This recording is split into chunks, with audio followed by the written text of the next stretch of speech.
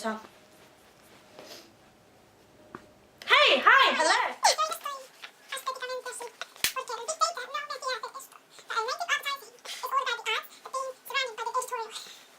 Today we're talking about the church and state separation. Following Nick Caldry's and Joseph Toro's ideas of how big data and the media are targeting consumers and the consequences of it for a democratic life. The rise of digital media is altering the media industry's ability to set the terms of advertising subside.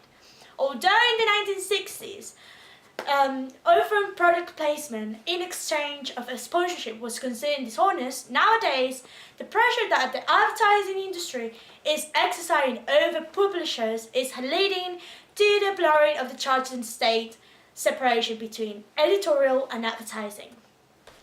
These new relationships are redefining the creation and distribution of content direct of what audiences want the most. Having three dynamics of content, personalization depending on points of information that advertisers or publishers carry about them. First dynamic is when publishers working with advertisers to personalize the commercial message they receive around the editorial matter. By using tons of data, people receive different prices of the same product and different discounts. Second dynamic is what marketers call native advertising. A native ad is advertising material that supports the aims of an advertiser while it mimics the format of an editorial style of the publisher that carries it. A basic version of this is the sponsored tweet in Twitter, integrating into streams of people. A more elaborate version will be an entire article. Firms such as BuzzFeed or Worker and traditional publishers such as Forbes have taken this into practice. Even the New York Times have used native ads. They even have a 9-person team charged to create new content for brands called T-Brand Studios. One of the first works of this team was a 1,500-word native ad for Netflix original series Orange is the New Black.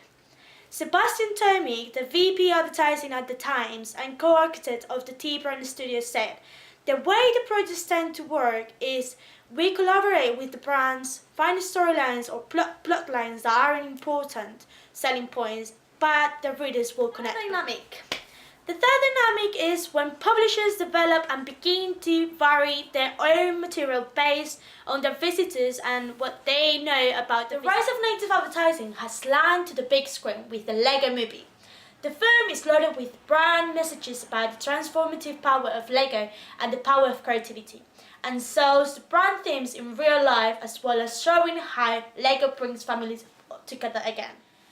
It's an advertisement that plays out in the plot and movie length rather than 45 seconds.